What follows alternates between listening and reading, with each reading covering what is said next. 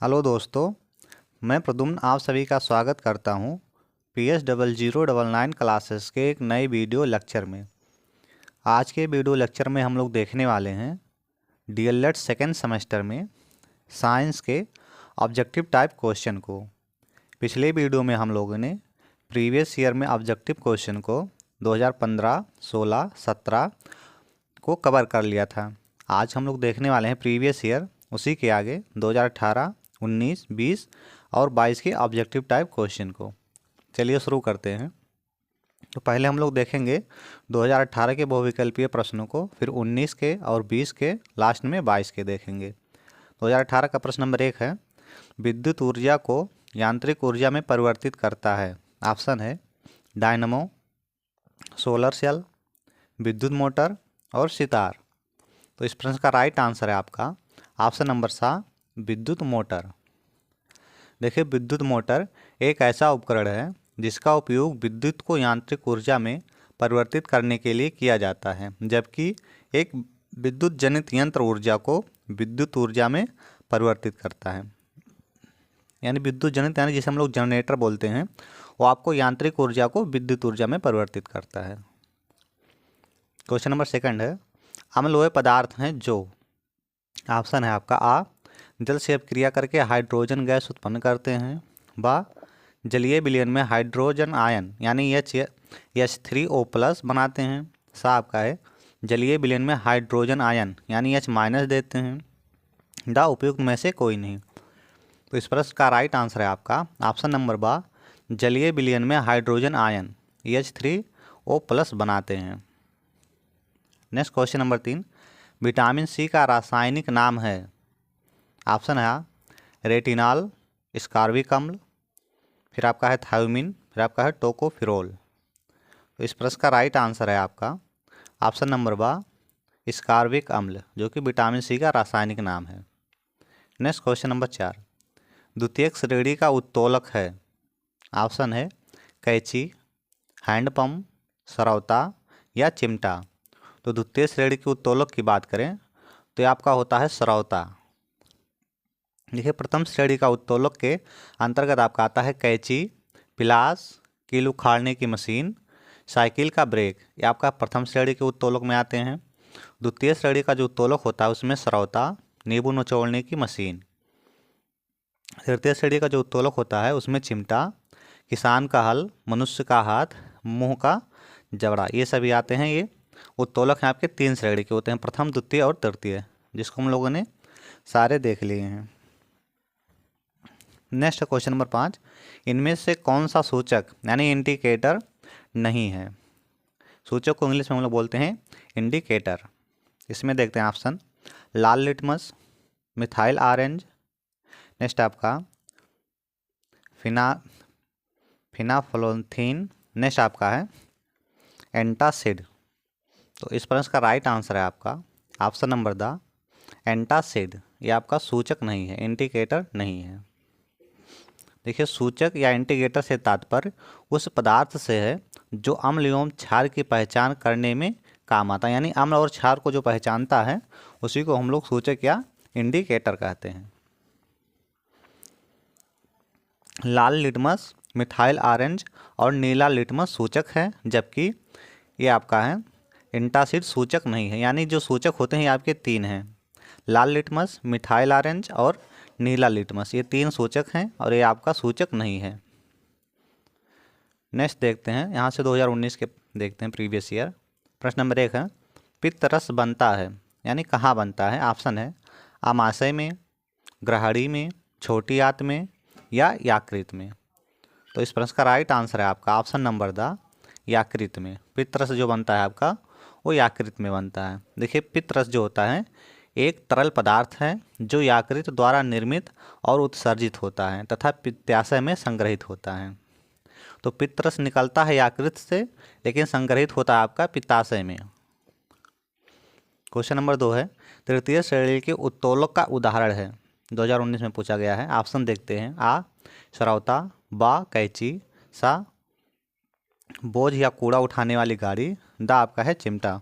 तो अभी हम लोगों ने जस्ट देखा है प्रथम श्रेणी और द्वितीय श्रेणी और तृतीय श्रेणी के उत्तोलक के उदाहरण। तो इसका राइट आंसर है आपका ऑप्शन नंबर द चिमटा।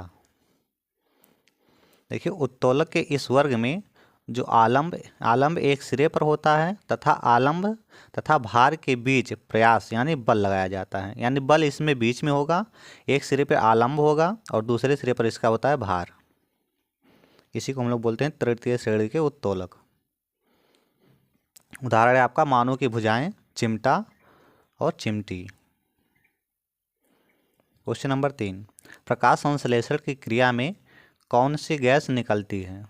ऑप्शन आपका है CO2, O2, NH3 और N2।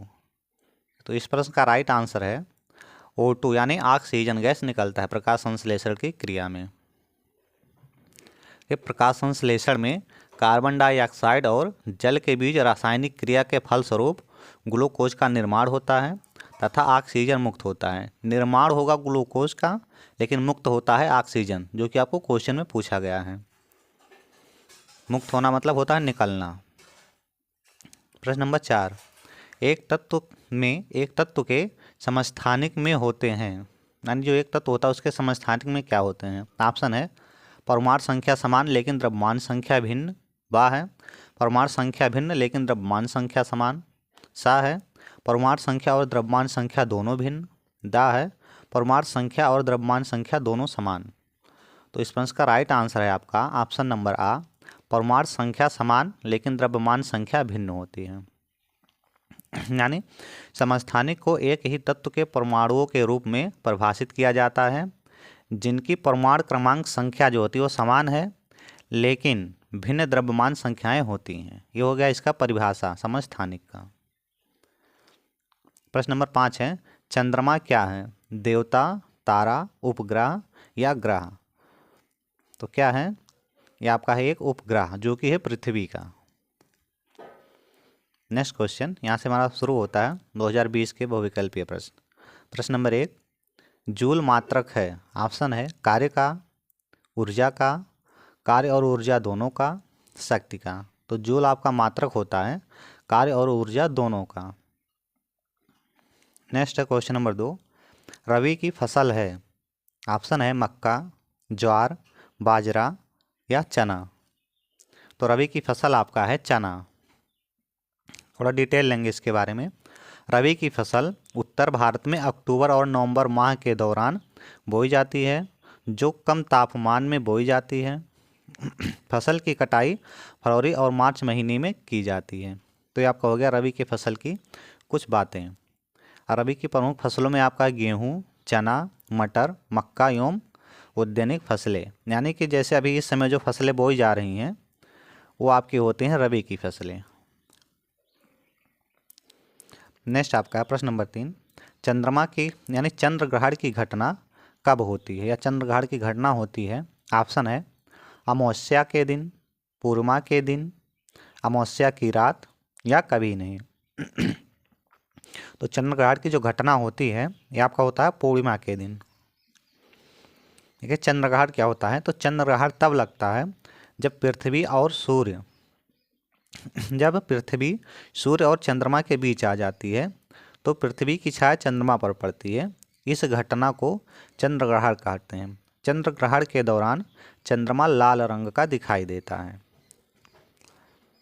यानी कि जब क्या होगा, जो पृथ्वी होती है वो सूर्य और चंद्रमा के बीच में आ जाएगी, तो जो छाया होती है पृथ्वी को चंद्रमा पर पड़ती है, तो इसी घटना को हम लोग चंद्र ग्रहण करते हैं। और जब चंद्र ग्रहण लगता है तो उस समय चंद्रमा कैसा दिखाई देता है? तो लाल कलर का। प्रश्न नंबर 4 है, DTP के टीके से बचाव होता है, यानी जो DPT जो टीका होता है इससे किसका बचाव होता है? डिप्थीरिया, काली खांसी, टिटनेस या उपयुक्त तीनों का। तो इससे जो बचाव होता है ये सबका, डिप्थीरिया का भी होता है, काली खांसी का भी होता है और टिटनेस का भी होता है। देखिए DPT डिप्थीरिया, टिटनेस और पर्टूसिस, जिसको हम लोग काली खांसी बोलते हैं, से बचाव के लिए एक संयुक्त टीका है। नेक्स्ट है प्रश्न नंबर 5 है, CaSO4 में Ca की संयोजकता है तो कितनी है? तो देखते हैं +1, +2, -2 या -1। तो इस प्रश्न का राइट आंसर है आपका ऑप्शन नंबर बा +2। कैल्शियम आयन की संयोजकता जो होती है वो +2 होती है, जबकि जो बहुपरमाणुक सल्फेट आयन की संयोजकता होती है वो आपका -2 होती है। नेक्स्ट क्वेश्चन नंबर 1, नासा का मुख्यालय कहाँ स्थित है? ऑप्शन है आंध्र प्रदेश, बेंगलुरु, यूरोपीय संघ, वाशिंगटन डीसी। इस पर इसका राइट आंसर है वाशिंगटन डीसी। देखिए, जो नासा का मुख्यालय वो वाशिंगटन डीसी में है। इसकी स्थापना होती है 29 जुलाई 1958 ईस्वी में। नेक्स्ट क्वेश्चन नंबर 2 है, तंत्रिका कोशिकाओं की विशेषता है ये पुनर्निर्मित नहीं होती हैं, इनमें केंद्रक नहीं होता है, इनकी संख्या उम्र के साथ बढ़ती हैं, इनका आकार अनिश्चित होता है। तो इस प्रश्न का राइट आंसर है आपका ऑप्शन नंबर द, इनका आकार अनिश्चित होता है, यानी ये घटती बढ़ती दोनों रहती हैं, कभी घटती हैं कभी बढ़ती हैं, तो कभी कुछ होता है। देखिए, तंत्रिका कोशिकाएं अन्य तंत्रिका कोशिकाओं के साथ अपने कनेक्शन की संख्या को नियमित रूप से बढ़ाती या घटाती हैं। तो जब ये अपनी संख्या नियमित रूप से बढ़ाती या घटाती हैं तो इसीलिए जो इनका आकार होता है वो अनिश्चित होता है। प्रश्न नंबर 3 है, एमकेएस पद्धति में कार्य का मात्रक है। ऑप्शन है newton, metre, joule, newton plus metre. तो कार्य का मात्रक एमकेएस पद्धति में जो होता है वो आपका होता है जूल। अभी हम लोगों ने जस्ट देखा है इसको। नेक्स्ट है प्रश्न नंबर 4, ऊर्जा का मात्रक एमकेएस पद्धति में क्या है? तो इसको भी हम लोगों ने देख लिया है कि ऊर्जा का मात्रक एमकेएस पद्धति में जो होता है वो आपका जूल होता है। तो जूल ऊर्जा का मात्रक है और एमकेएस प्रणाली में जे द्वारा अंकित किया जाता है, यानी जूल को एमकेएस पद्धति में कैपिटल जे द्वारा इंगित किया जाता है। नेक्स्ट है प्रश्न नंबर 5, निष्क्रिय गैस का इलेक्ट्रॉनिक विन्यास है। ऑप्शन में दिया गया है, आ में दिया है 2-6, बा में दिया गया है 2-7, सा में दिया गया है 2-8, दा में दिया गया है 2-8-2। तो जो निष्क्रिय गैस होती है उसका इलेक्ट्रॉनिक विन्यास आपका है 2-8, ऑप्शन नंबर सा। देखिए, निष्क्रिय गैस विन्यास वाले आयन का इलेक्ट्रॉनिक विन्यास 2-8-10 कुछ इस तरह से होता है। प्रकृति में 6 निष्क्रिय गैस मिलती हैं, ये भी जान लीजिए कि प्रकृति में टोटल जो निष्क्रिय गैसों की संख्या है वो आपका 6 है, जिनमें से helium, neon, argon, krypton, xenon और रेडोन है। आज की वीडियो हमारी यहीं समाप्त होती है। अगर हमारी वीडियो आपको पसंद आई हो तो चैनल को सब्सक्राइब करें और अपने दोस्तों के साथ अधिक से अधिक शेयर करें। अगर आप इन सभी वीडियो का PDF नोट चाहते हैं तो आप हमारे टेलीग्राम चैनल PS0099 क्लासेस पे वहाँ जाके ले सकते हैं। यदि आपको चैनल नहीं मिलता है टेलीग्राम पे तो आप इसी वीडियो में जाएंगे और यहाँ से इसका PDF नोट प्राप्त कर सकते हैं, यानी जितनी भी वीडियो हैं सारे वीडियो में हम लोगों ने उसका नोट्स उसमें प्रोवाइड करा दिया है। तो अभी तक अगर आपने चैनल को सब्सक्राइब नहीं किया है तो सब्सक्राइब कर लें। जय हिंद।